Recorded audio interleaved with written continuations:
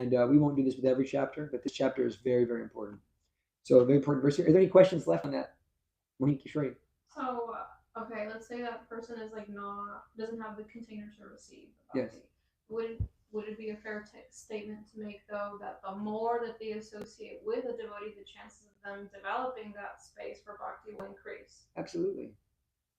And the devotee can, if the devotee is powerful enough, he can get like Lord Chaitanya, turn turn the elephants into devotees. They were chanting Hare Krishna. But at the same time, there's some qualification. Our policy is that we expect the mercy, but we still work like we need to. It's like we always know that it's mercy, but it doesn't mean we don't give it our all to make ourselves better, to improve ourselves. We know that we're not going to become perfected beings, and that's the point. Krishna makes that apichet sudaracha bhajate mamananyabhak. That even if you're sudaracha, or even if you're just greatly fallen, sinful person, if you have ananya bhak, if you love me, then I consider you a saint. And what does he say? You'll quickly become righteous and attain lasting peace. So that attitude is necessary. If we see someone who's very fallen, they can still receive if they're humble and if they're respectful to devotees. And we'll get to that. Actually, we'll talk very deeply about that when we get to chapter verse 16 of this. Qualification of someone to receive mercy. And just so you know now, it's shusho. That's the main qualification. One who is eager to hear. If you really want to advance, be eager to hear. That's it. That's the boss level. Just like we have our Casey. She comes to Bhagavatam class every day. Eager to hear. In that way, you'll make progress. If you're not eager to hear, then you don't make very much progress. When you're eager to hear about Krishna, you make progress. You become spiritually advanced fast. And so one who shusho, he makes progress. Actually, there's a nice thing here. It speaks about the qualifications of a disciple. But we'll get to that another time. Let's read this next verse. Yes. Can you go over what are the different levels of hearing, or what are the options of hearing? Because some of us work, we can't be here at 8 a.m. to go about class. So. Well, you have to hear as much as you can. Are you shusho? Are you eager to hear? That's really the qualification. So, what ways can you hear? Can you hear through hearing, podcasts? Can you hear through seeing other? Of course, you can hear anything. You can listen to classes. Hearing your husband. Yeah, it's all hearing. That's all hearing. That's all hearing. Yes. That's all hearing. Anytime we're putting that transcendental sound vibration in our brain, that's considered shravanam. That's considered shravanam. And so that's the main conclusion, is that we become eager to hear. And that's what you see in these great communities when you go like to the Russian Sangha in Mayapur, they're all just so eager. They'll ask questions for hours. Bhagavatam class doesn't end. They end when they finish, when they're completely satisfied. Prasad's getting cold. They don't care. They just want to hear. That attitude is the real thing we need. We may have to work, but we work with the sense that there's a time when I want to engage in this fully hearing and chanting. That's the sense. And one of the big things is like, okay, we have limited time. Like I also have service. I can't, here all day. I also, go on books and do things, gotta feed the bird. Anyhow, the point also remains that do I spend time that I could be used hearing for Krishna, hearing nonsense? That's not shusho. So then in that case, then to that degree, we won't receive the same mercy that Maharaj Parikshit's receiving. So there's qualifications. So let's go to verse 7. It's very good, and we can talk it quick. I said we'll go a little over. That's what we did last time. If everybody's okay with that, we went a few minutes over. It's eager. Anyways, if not, let's go. Anybody can walk out. I can do this. I can do this all day. I did this. We did this for 4 hours a day in Mayapur. Every day, 4 hours a day. Did this. This is all we did. Every day. Very powerful. Chant rounds. Here for 4 hours. Bala also did when we were there. So this is verse 7. Vasudeve Bhagavati Bhakti Yoga Prayojita Janayat Yashu Vairagyam Gyanam Jayarahaitukam. Okay, this is an important verse. By rendering devotional service unto the personality of Godhead, Sri Krishna, one immediately acquires causeless detachment and knowledge from the world. Causeless knowledge and detachment from the world. So, what does this mean? Do you have an explanation? Yes. Please. Causeless knowledge would be the kind of intelligence that doesn't have anything to do with karma or reaction. Yeah, yes, that's like, true. That's true. Like Akashic knowledge or something? Is that causeless? Yeah, you can say that's related. That's related. Jnana is a kind of interesting word in Sanskrit. It can mean a lot of different things, but there's definitely a relation there. And yeah, that's correct to a degree. I'll give some more insight. Lolita? Well, I think is it because like there's kind of those layers of Maya start lifting off us. Yeah. And eternally we're full of knowledge. So one thing we should understand is that generally in the Vedic literatures, when you hear the word jnana, basically that means understanding matter from spirit. A lot of it, most of the time. When someone's known to be a Jnanavan, it means they understand the spiritual nature of reality. So there are many individuals who spend lifetimes trying to understand themselves as spiritual beings. They spend lifetimes trying to develop and think themselves a spirit. They try to think, I'm not this body, I'm spirit. I'm not this body, I'm spirit. And therefore they perform great austerities. They perform great penances. They do all kinds of crazy stuff. You see, in India, they go into caves for 4 years, Christian monks. They're trying to develop this jnana, which is where the word gnosis comes from, which is where the word Gnostic comes from. So this is that jnana. However, the conclusion here is that if one can chant Hare Krishna, one can perform bhakti yoga, one develops the knowledge that they're not this body immediately, causelessly. It develops. And detachment. With that comes detachment. So many people come to Krishna consciousness, they kind of go through Buddhism phase, and they think, I've got to be detached from the world.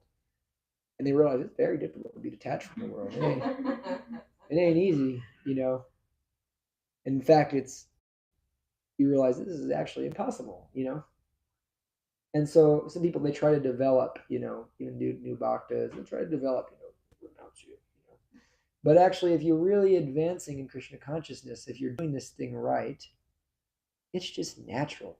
You just naturally don't want to do this stuff. You just become detached. That's it. I'm detached. I don't have to try. I don't have to do do all this stuff. I just become detached. And so if you do bhakti yoga, that's what happens. That's what this verse is saying.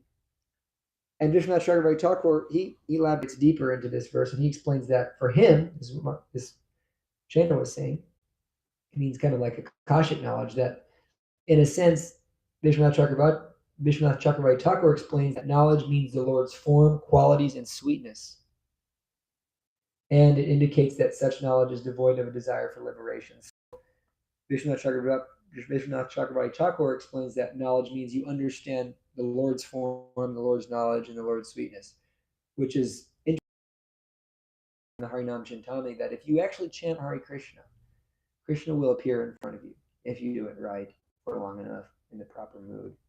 That's a fact. You don't have to try to visualize Krishna. I think the name itself will reveal all of this.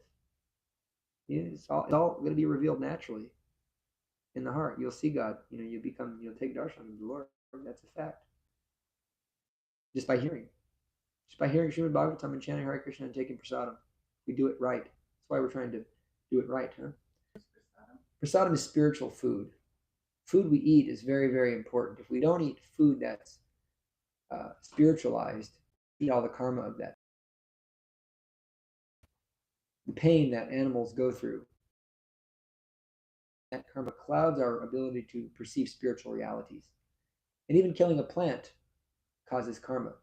So Krishna explains that all food must be offered as yajna, It must be sanctified. And so just in the Christian world, they understand the same principle, that this bread becomes the body of Christ. Not that it becomes a piece of flesh, but it becomes spiritually non-different from Christ, because Christ is a spiritual being. He's part of God's entourage. And we offer food to Krishna. All of the food we eat is considered sattvic. It's in the mode of goodness. Vegetarian food, grains, milk, sugar, uh, fruits, and vegetables, they can be offered to Krishna.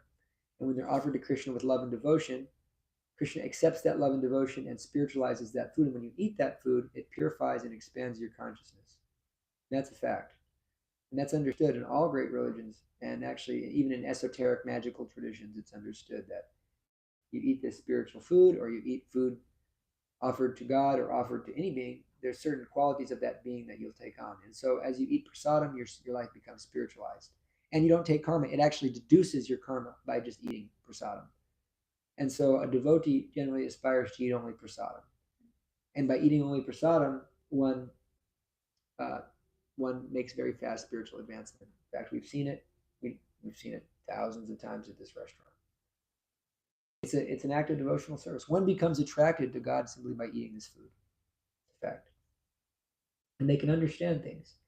So this verse is saying if we do this process, eating prasadam, chanting Hare Krishna, reading Bhagavatam, then all this stuff develops naturally.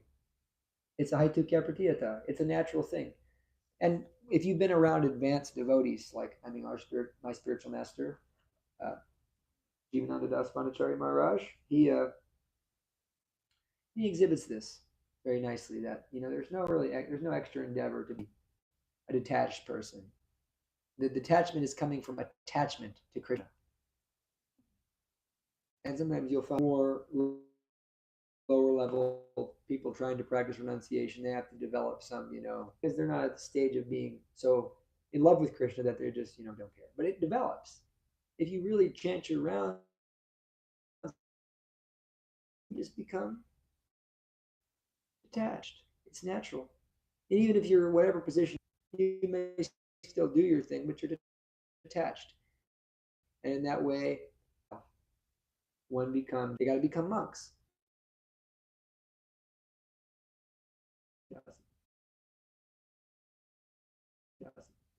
Is that Maharani. because it's like our state of being? You can't be detached without being attached. That's a myth, actually. It's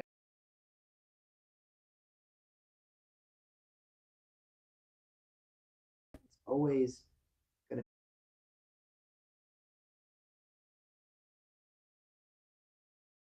It's always going to be attached to something. Actually, consciousness means to be attached to something. Actually, consciousness means attachment. That's the platform. Prabhupada says consciousness is the platform of attachment. So when we're attached, even if someone says I'm detached, they're attached to being detached.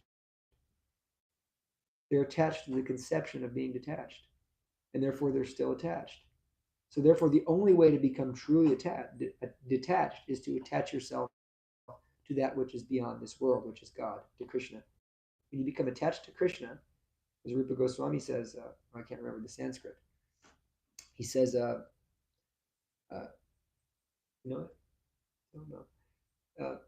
Vairagya Muchate.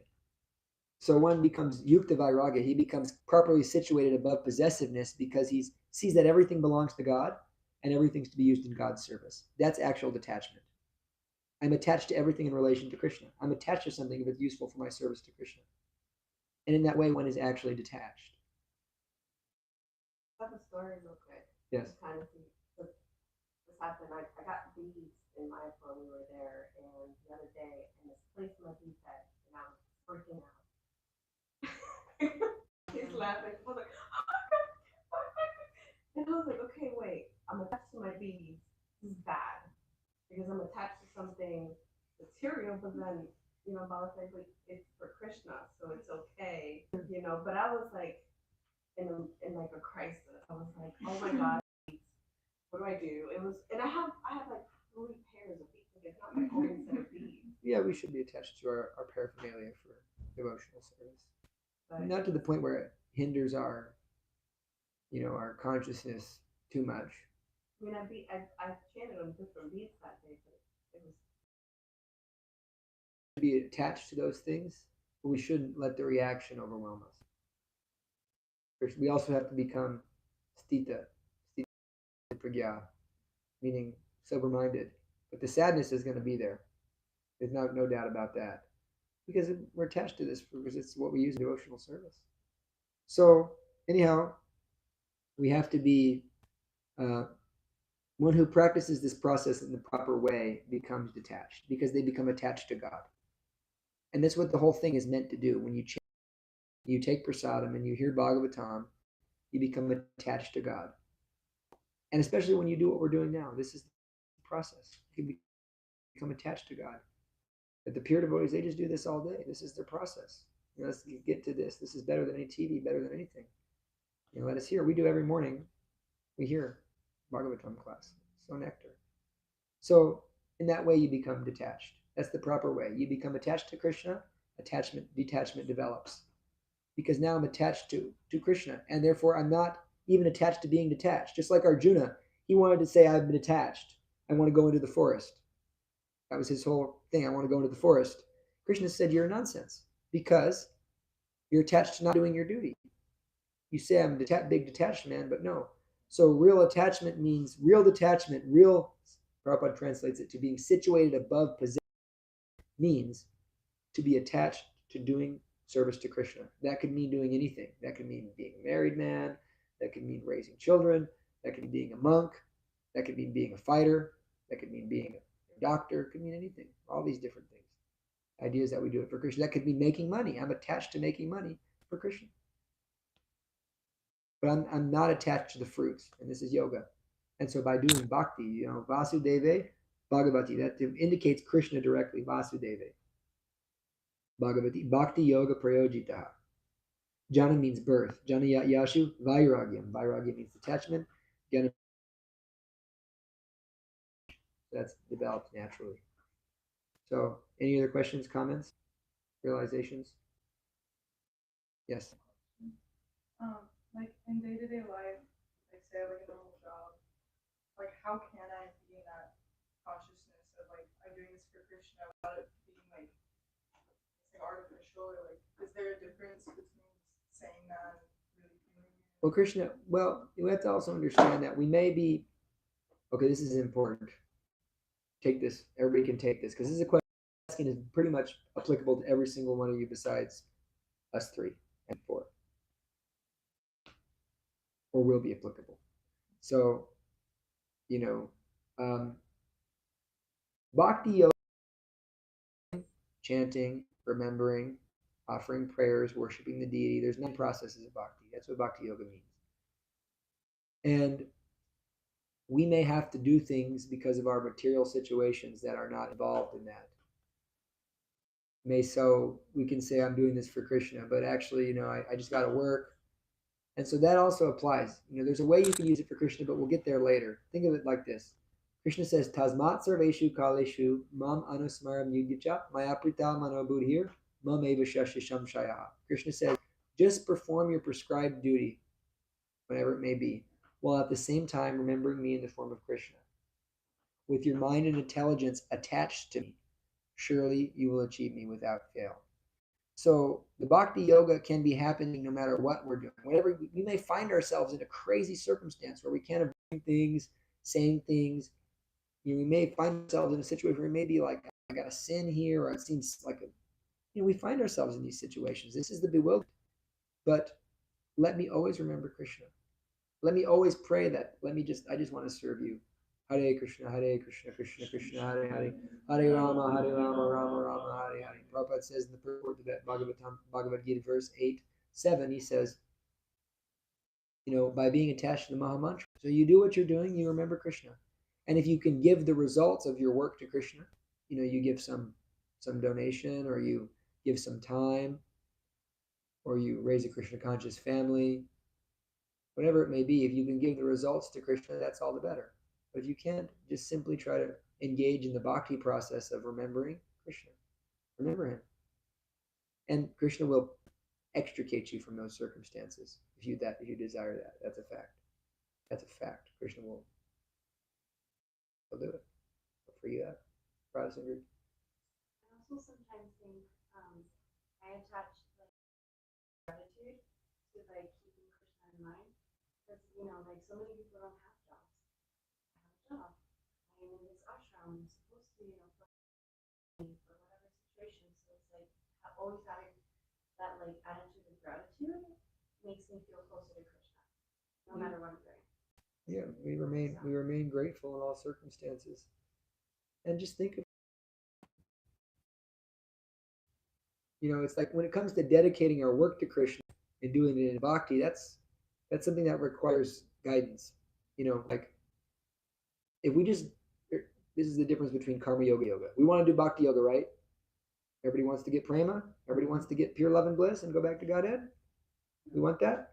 No, see, that's enough guys. Yes. What's going on here? Maybe shro. I don't know. I'm waiting for it. Yeah.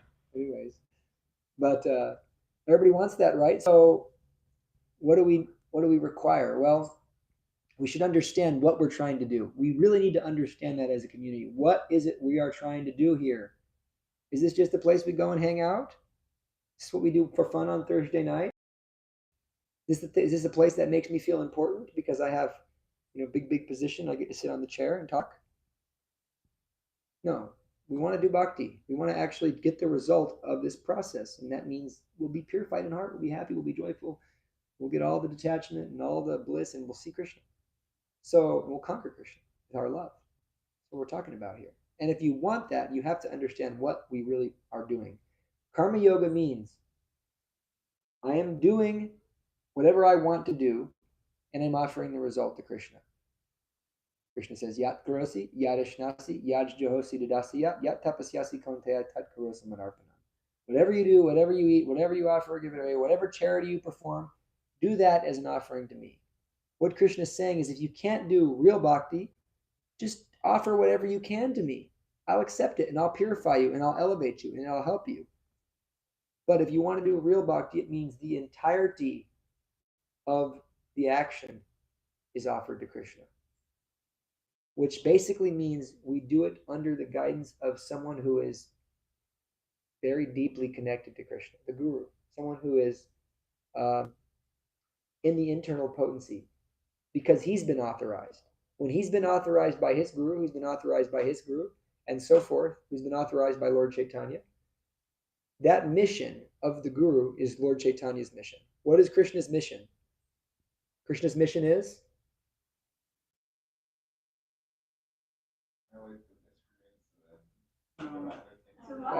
Jai Omar.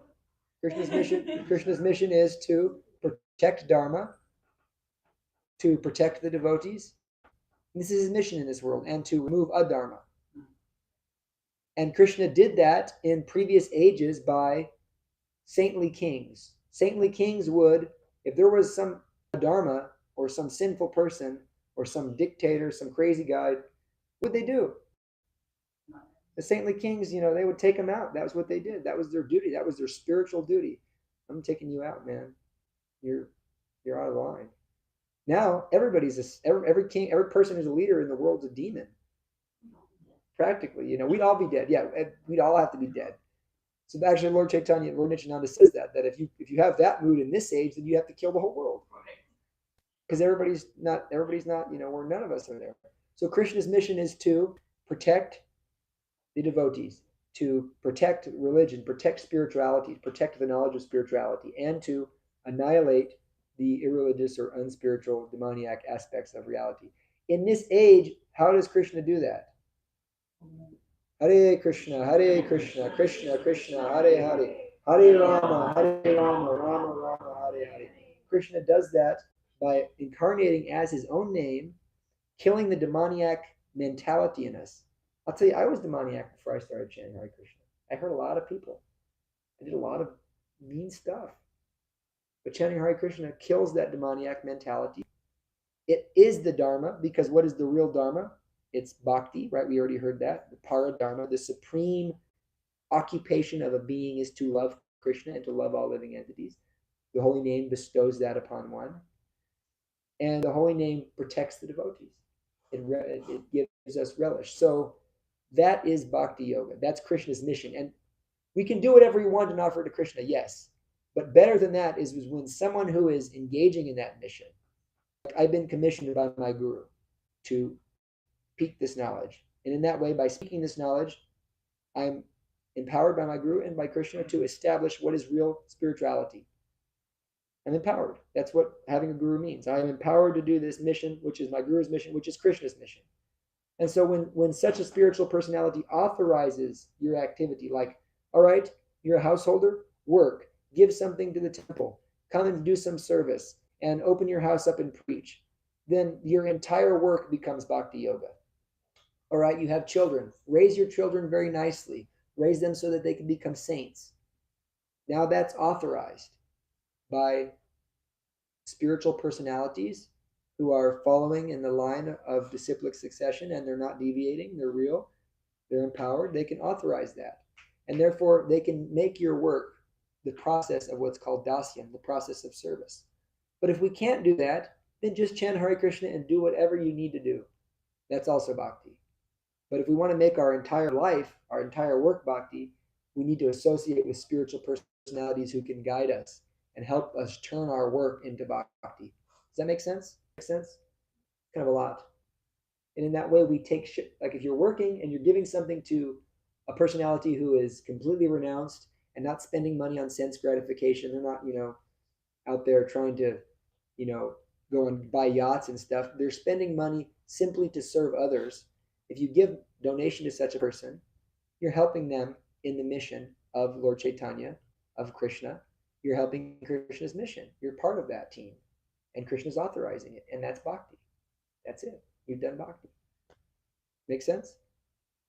Omar had a question, then we'll finish up. You kind of answered it. I was just wondering if your karma yoga turns into bhakti, if it gets certified by the guru. That's it. That's basically it. Is that Arjuna was fighting. But then Krishna said no. Actually, the whole Bhagavad Gita goes on, up. And what does Krishna say? The final thing he says, basically says, fight for me.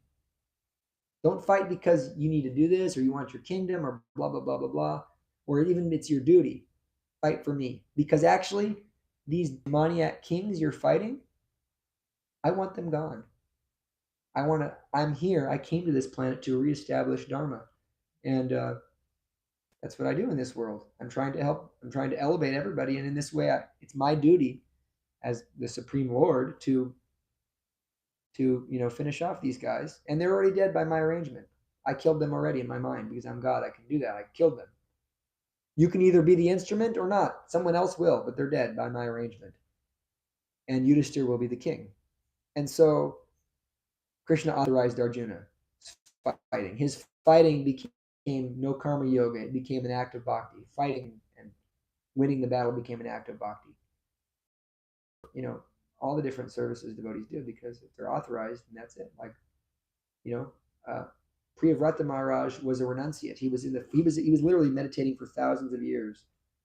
He was so powerful, and then he wanted to give up the world, and then, Brahma said, "I want you to get married, have children. This is your duty." And okay, it's authorized. It's not sense gratification.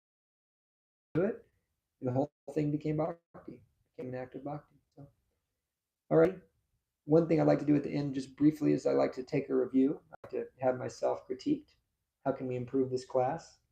What can we do to improve? Make it better for you.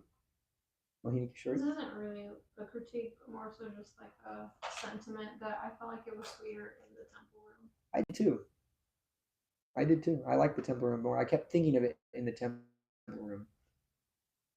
Yeah. Maybe we'll try to stop that. I don't know if we do it, but we'll try. Anything else?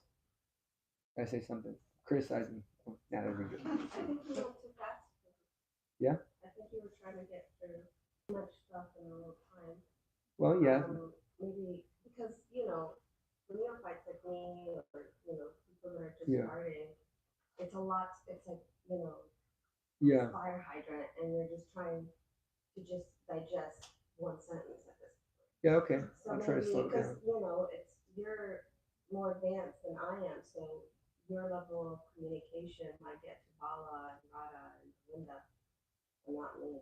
Okay. I'm still trying to figure out how bhakti is a noun, a verb, and a personality. Should be later. Okay, well, we can work on that. We can work on that. I think that perhaps, like the idea is we want to go fast with this class, and But why? because this is specifically meant to move through the Bhagavatam fast, because we go through every day verse by verse, In the morning. and so Yeah. we do that, and that's that's there. But we basically want to give people the story, and so I think I spent a little too much time on the details, Okay. and rather next time Of course, this chapter needs that, so we can do a whole thing. What I recommend to help that problem is like, for all those, who want to just read ahead, read the third chapter. I have a question about the third. Okay. You can ask me after. Yeah, because it's been on my mind. Read- Starting the third chapter. Read ahead and have, so then you can have questions ready. You can have, and then you won't have to, we can go faster. That's how Bhakti Vaibhav is. We go fast, and even it's way above even it was way above my level, but just hearing is beneficial. But this is kind of like, this class was specifically, Shana came the very first day, so I want her to come because it's the first day, but jumping in, it's difficult because it's actually meant to catch us up. It's meant to move at a faster pace. But I think in regards to what you said, we spent a lot of time on details, perhaps lost still answering these questions by the sages, and that's what I want to really communicate in the class. So thank you very much. Try to improve. What is that? Just kidding. Actually, no, I have another one. I want a more question and answer Okay, we can do now. time. Okay, yeah, thank you. I appreciate the feedback. I really do. We want to improve it. We want to get it so that we're all relishing. That's what we want. Okay, thank you all very much. Hare Krishna.